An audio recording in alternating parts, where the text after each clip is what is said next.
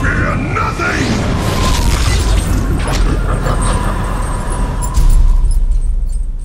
Hey, what's up you guys? It's Jaded, and before we get going on some of the changes in the upcoming patch, just wanted to talk a little bit about the gameplay in the background here. I'd been playing the Wizard a little bit, just between downtime on my Barb when I was changing his gear over, and I was having a lot of fun. It was like surprisingly fun to try out the Wizard with the crit mass build. Even though the gear I had, the gear was just loaned from a friend. It wasn't even purposely for like a crit mass build. But even so, I was having like just a surprising amount of fun, and I even thought about switching over to Wizard, which I didn't end up doing. I'm back on my Barb, fully geared out, and running Act 3 with him. I think the biggest downside with the crit mass build is you'll probably have to replace your keyboard in like a month after playing it. Let me just give you an example of how it sounds to play this class.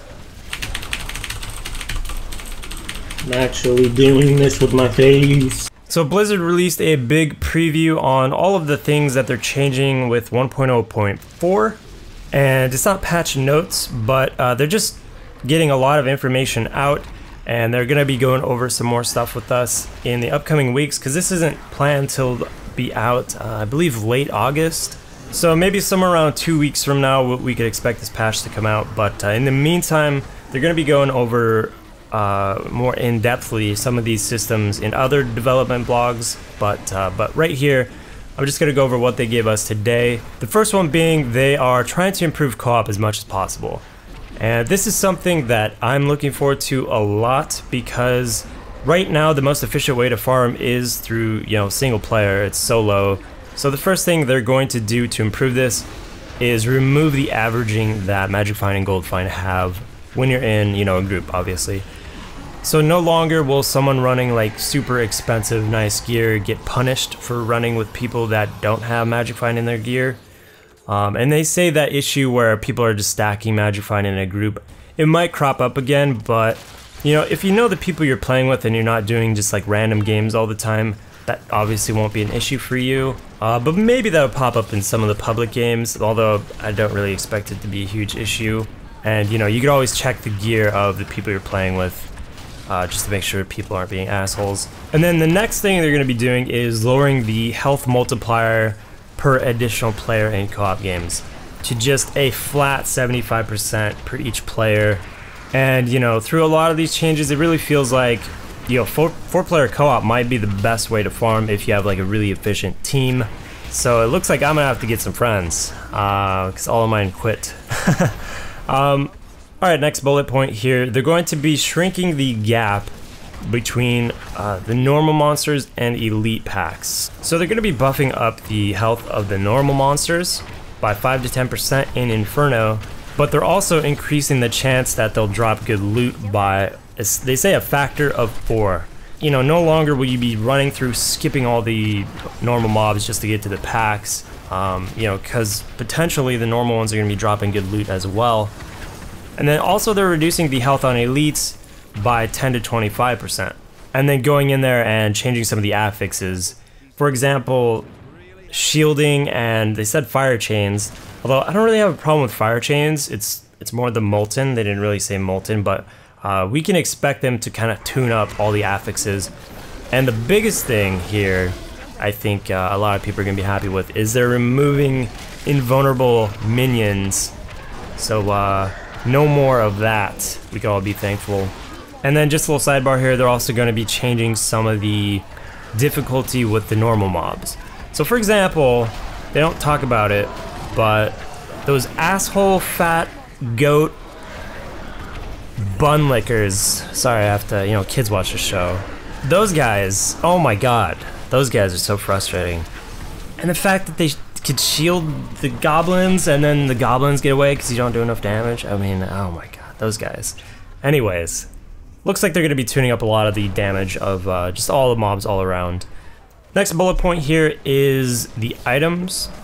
One thing that they want to see with the game is every single item that drops has a chance to be good. That's their long-term goal that they say. And they say they're not going to be able to fully address that, and it's going to be something they'll probably be tweaking on and off throughout, the development of this game. But for example, weapon damage, you know, the DPS on a weapon being so important, they want to go in and make some of the lower item level weapons have the chance to be good, so giving them the chance for affixes that are equal to the item level 63 weapons, which is really smart, because currently I'm just not even picking up anything below item level 63 in terms of weapons, so that's really smart. And then they also want to change two-handers and close the gap there between the dual wielding and two-handers. So they're improving two-handed melee weapons by making new, stronger affixes. So I'm guessing, you know how you can get 300 strength on just a one-hander? You could probably get 600 strength. This is just an example. I have no idea what they're doing, but you know, probably doubling it somewhere around there for two-handers. And then we doubled it.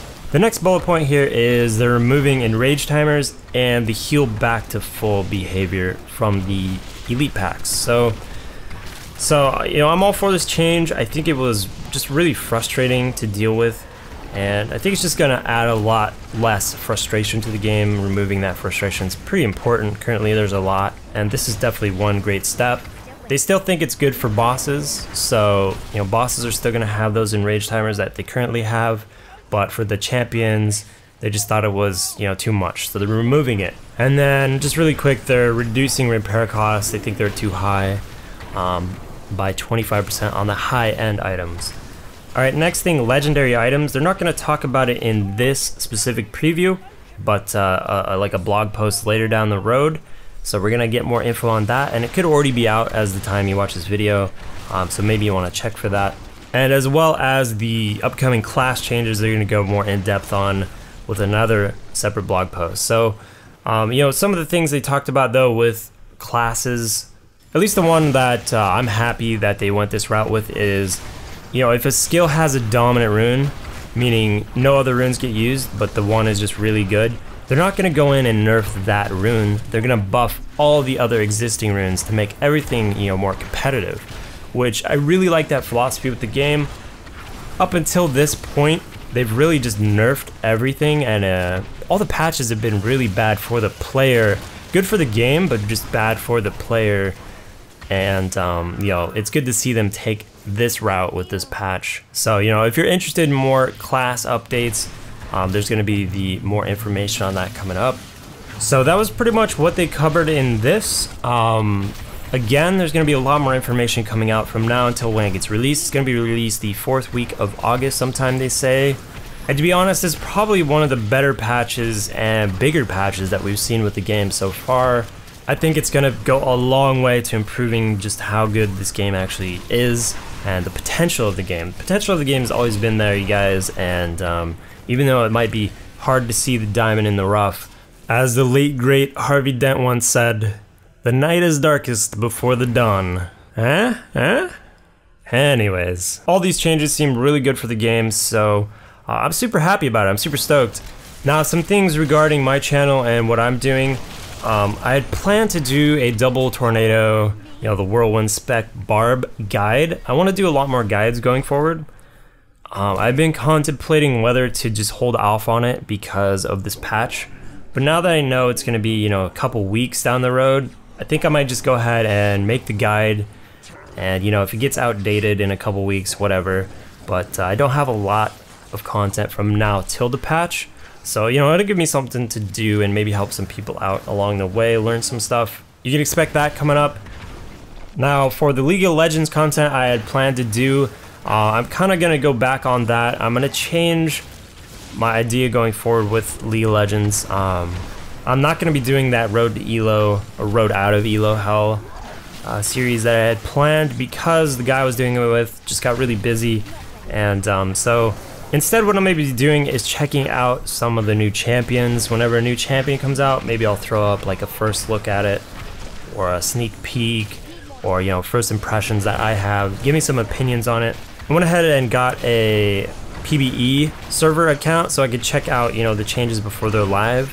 So for example, the new champion coming out, the white lion looking dude, I'll probably go over some of the skills and the new stuff with the new champions. So that's going to be my route going forward. But in terms of Diablo 3, I think I'm going to be playing it a lot more coming up. Just going to be farming a lot for the new patch, for the PvP patch specifically. And once this new 1.04 patch comes out, I'm going to be trying to put together a lot more guides because people seem to really enjoy that, you know, the education, the edutainment videos. So anyways, that about covers it. Oh yeah, I'm also getting air conditioning, which is a huge bonus for me because it's seriously been 100 degrees in the room where my computer's at. So I haven't wanted to make videos because of this, so that's no one cares. All right, thanks for watching, guys, and I will catch you next time.